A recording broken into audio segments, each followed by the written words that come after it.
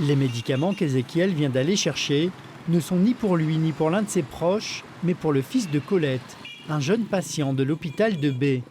Le métier d'Ézéchiel, coursier d'hôpital. Il y a plus de 20 comprimés dans la boîte. Donc après 5 jours, il ne faudra pas utiliser le reste. D'accord ? Cette jeune maman est arrivée en urgence, car son fils avait des difficultés à respirer normalement. Les coursiers d'hôpital l'ont accompagné dans toutes ses démarches administratives et médicales au sein de l'établissement.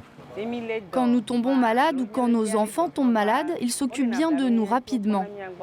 Comme par exemple aujourd'hui, quand je suis arrivée, ils se sont approchés de moi spontanément pour me demander ce qui n'allait pas. Ils m'ont pris un rendez-vous avec le médecin et m'ont aidé à effectuer l'ensemble des démarches. Pour cela, nous ne dépensons rien. Les services d'un coursier d'hôpital sont en effet gratuits pour les femmes enceintes, les personnes âgées, les enfants ou encore les handicapés. La mission de cette association est de venir en aide aux patients les plus fragiles lors de leur passage à l'hôpital.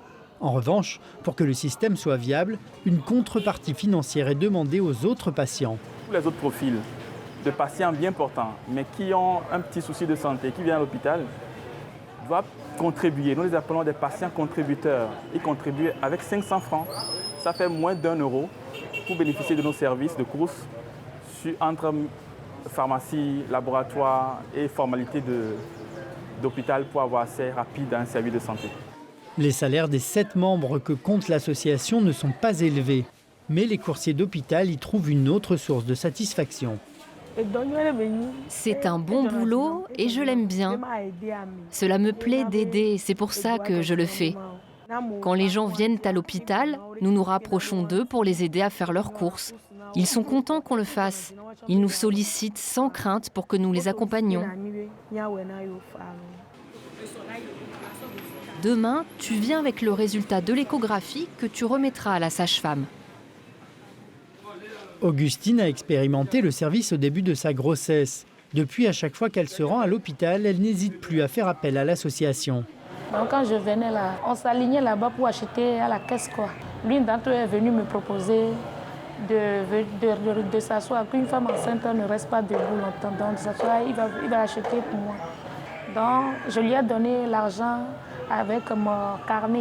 Donc c'est à ce moment ils sont partis m'acheter. Donc depuis ce temps-là, ils m'achètent. Quand je viens là, je leur donne, je passe par là avant de partir.